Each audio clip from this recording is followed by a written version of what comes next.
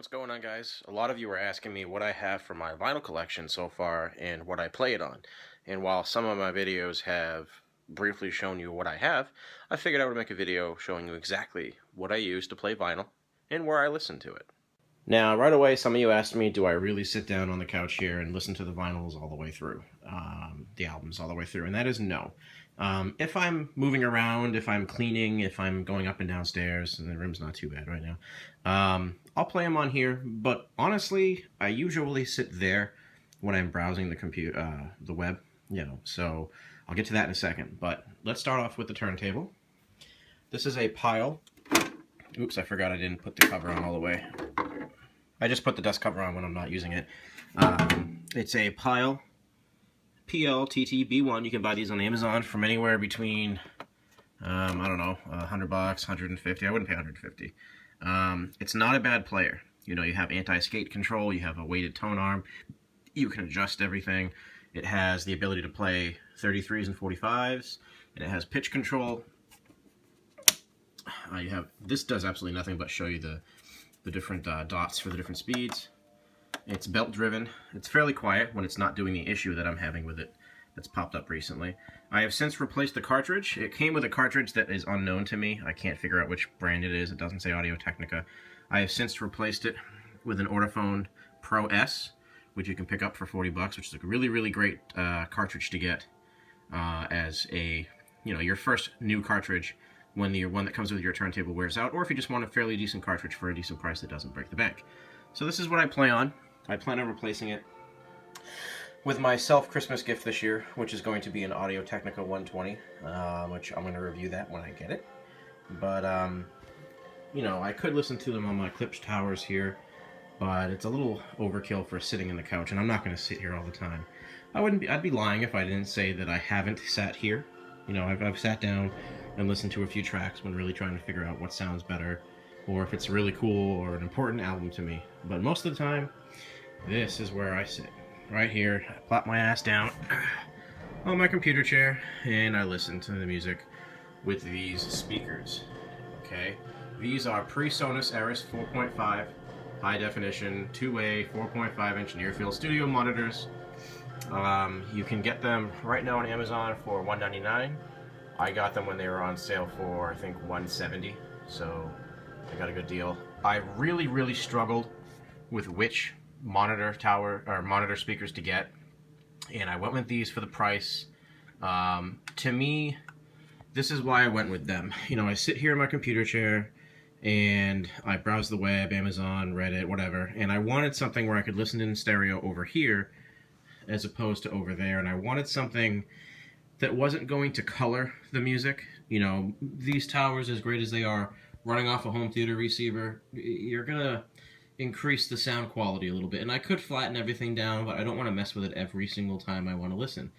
These, or I should say, any monitor speaker pair usually has a built-in amp. It has 3 inputs. I'm not going to go over the whole thing. But what I like about monitor speakers for desktop use is they don't color the sound, okay? They play what they get. They're capable of good frequency response, really good mids, and very crisp highs. And I actually find myself listening to iTunes when I sit here on these speakers instead of on my towers. Now, don't get me wrong, when I want to have some fun, I'll definitely crank those bad boys up. But honestly, 75% of the time, especially if I'm sitting at the computer desk, I'll play it on these guys here. A great starter kit, by the way, is any turntable, a preamp of some kind, and these speakers. Now, that's one thing I didn't mention. I'm using my receiver, which is a Denon X4000. It has a preamp and a phono input, so it's being grounded into the amp, and then I have a RCA jack being run, where you can't see it, and they sound pretty goddamn good. Is it going to knock your socks off? Within reason. It's not going to have it doesn't have a sub, and I could add a sub if I wanted to. I wanted something, especially when listening to vinyl, that's straight up flat sound. It's giving me what the original master was going to give me, with no colored sound, which is what a lot of Bose does. This is the cartridge that I have. As you can see, it's $44.99. It's the Ortofon OM Pro S. You can get these in different amounts, but Excellent reviews for its price. Is it audiophile cartridge? I would say it's almost there. It's not a 4-cylinder. It's not an Audio Technica. I forget what cartridge it is. It's green. Everybody knows it because it's great for the price. But it's not super high end. It's not $100 or more. But for 45 bucks, this cartridge, not only does it look cool on the tone arm, I just like the reviews. And to be fair, I like the look of it. I love this curved down, straight, flat look. I don't like I'm not going to show you the cartridges that are just flat and plain. So that's what I listen to. Again, these are the speakers if you are interested. If I scroll up here, pretty solid. I like them. They get great reviews. There's a lot of YouTube reviews on them. You can reverse them, so if you want the power button and controls on the other side, just flip-flop your inputs if you need to. But let me show you what they look like here. Again, it's a 5.5-inch driver, and that's another thing I struggled with. I sit here, and I have this audio system. Did I really want to spend the money on giant speakers to go up there on the shelf? So I struggled with that for a little bit, and I ended up going with, come on, phone, focus. I ended up going with 4.5s, which I think are the perfect mix. That's a 27-inch monitor. Those are the Klipsch Pro Media 2.1 speakers, the subs down there. And then those are the speakers up there. So that should give you a good size reference. Okay. So that's what I listen to. Not perfect, but for my listening area and for where I sit most of the time, I think it's pretty solid. Oh, and real quick, might as well show you. I had it up here. This is my tube amplifier that I purchased from Knob Sound. It's overseas in Germany, I believe. And the whole point of doing this was also to get a tube amp going, to give me that warm, crisp sound. Because tube amplification does sound different than solid state. And the amp has a little bit of a hum to it. And I've contacted them, and now, of course, it's not even available, which I really don't like that idea, but whatever, I have it, and there's a hum to it. And they messaged me and said that it was a power supply issue, that they're sorry, but try a different power supply. I have yet to do that. I'm not done with it. Here's my problem. This tube amp cost me 60 bucks, and I'm willing to throw away 20, 30, even 40 bucks here and there, or leave it in the drawer for a rainy day. Something that's 60, 70 bucks plus 15 bucks shipping. Really disappointed this thing didn't work, but I will give them the benefit of the doubt and see what I can do to fix it. In the meantime, as I said, I'm running off the Denon over there, and of course using the PreSonus speakers. Now, that's what I'm listening to. Let's go over here. I already showed you the 78s, but I can't listen to those on this turntable. These are the albums that I have. Some of them are brand new, some of them are hand-me-downs. This you can pick up at Michael's. It came with plastic inserts, and these will not fit with the inserts on the side, standard LPs. But if I took the plastic off and just left the one on the bottom, so they're not sitting on the grate. The one thing I don't like is when you go to put these in really quick, sometimes you'll bang the corners inside there, but you know what, if you're just careful and pay attention, you won't do anything to damage them. So I figured I would show you the albums that I have, and I am expanding on these very quickly. I've gone and bought most of these in the past few months. I try and buy at least 2 or 3 albums a paycheck, but that can add up very quickly at 20 bucks a piece plus shipping. There's a great site called Discogs, I believe it is. It's from Europe. But it's basically a used vinyl website where they have really good deals.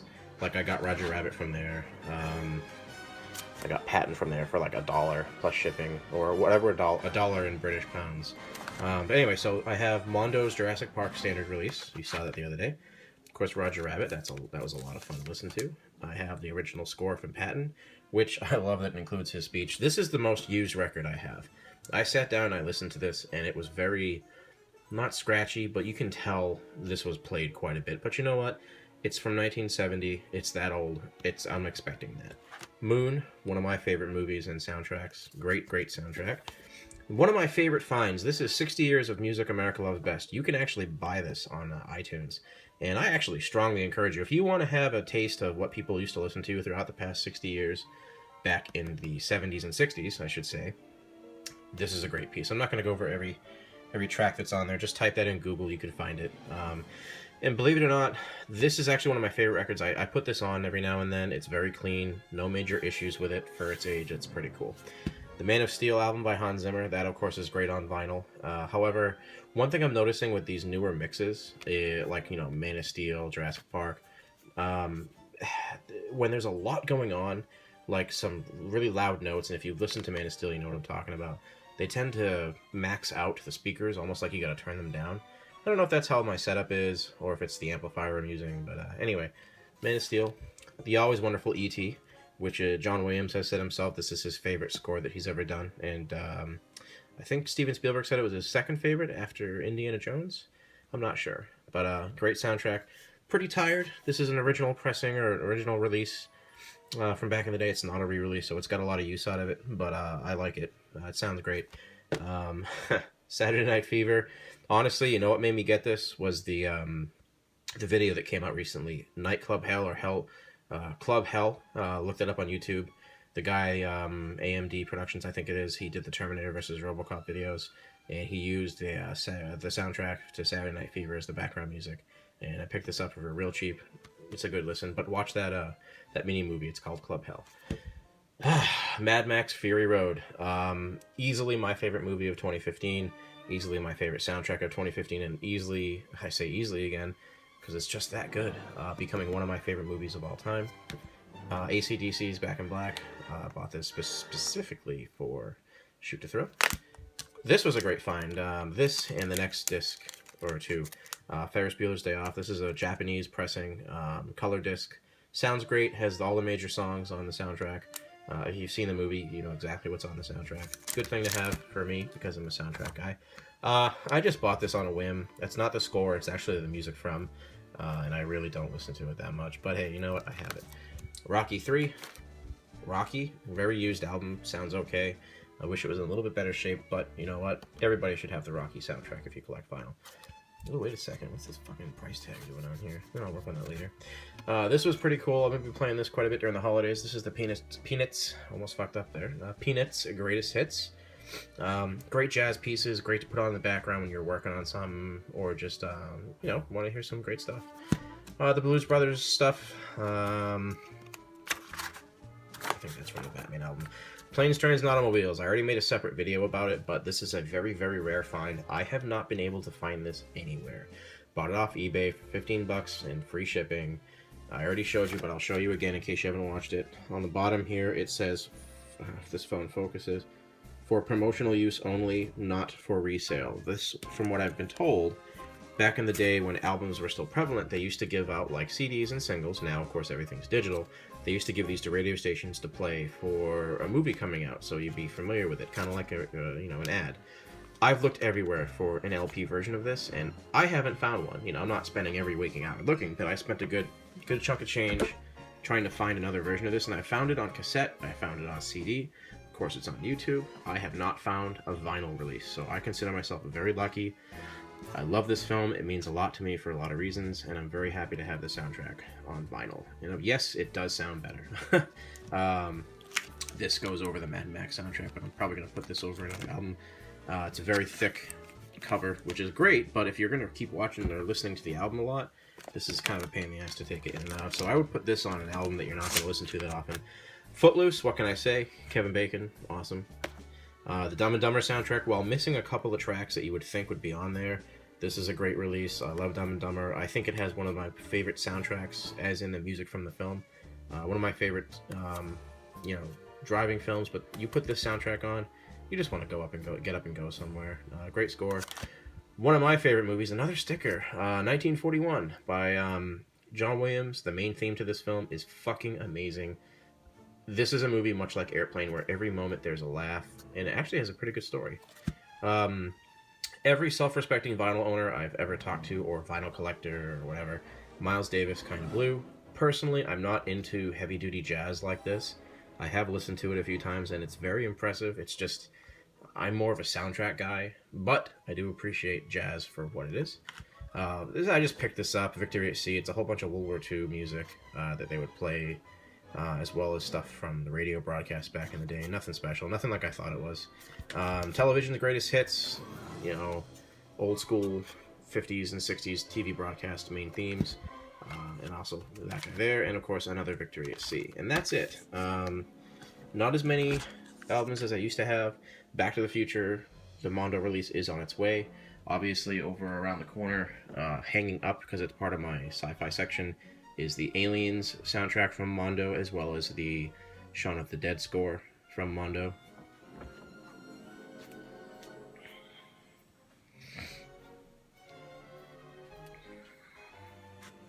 These guys right here I decided to hang up because it's kind of where all my sci-fi stuff is. And yeah, that's what I listen to, and that's what I listen on. Any suggestions or questions, please let me know. I'd be happy to answer them in the comments below or in a private message. Regarding the pile, like I said before, it's a great turntable. It's way better than something that a big box store would sell. The stuff that big box store sells, like the Sonys and the Onkyos, they're great if you just want something simple and they have an automatic return. This one does not. But if you want something with a little more options and something that's built a little bit better, this is a great option.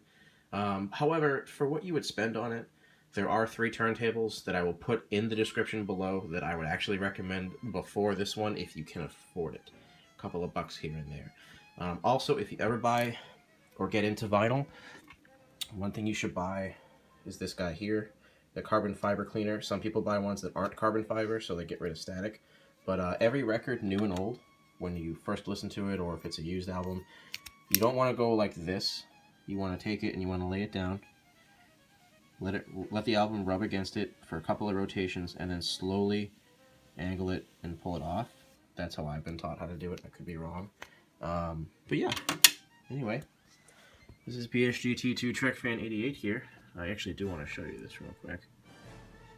What this cartridge looks like. Let me stop and put the light on. There you go. Looks pretty cool. A little dusty, you know. Oh, I fucked up myself, so I will show you guys. Whenever you're using your turntable, and mine's kind of low here, I'm thinking about putting a shelf right there. My problem is I think Smee will jump up on there, but I'll deal with that later. Whenever you're listening to vinyl, try not to fuck with things when you're listening. You know, start the album and listen. Don't continuously lift the tone arm up and off. Don't try and find the track you want to listen to unless you absolutely have to or want to. And my big thing is, before you do anything, like let's say, I don't know, let's say the record's over, right? Mine doesn't have an auto return, so unfortunately it's just going to sit here. Now, I fucked this up on, I forget what album it was, back in the day. I went to take the needle off the record and put it over here while this was spinning, and I lost grip one time, and one time I didn't even pick it up. It's just how I did it, and I scraped the entire record and killed it. Do not do that. Whenever you're touching the tone arm or the needle, or the stylus, that's like calling a magazine a clip for some people. Stop the record, go slow, pick up, bring over, and let go. Do not ever do anything while the record is spinning. That's just my tip for you. Anyway, guys, have a good night, and thanks for watching as always. Have a lovely evening.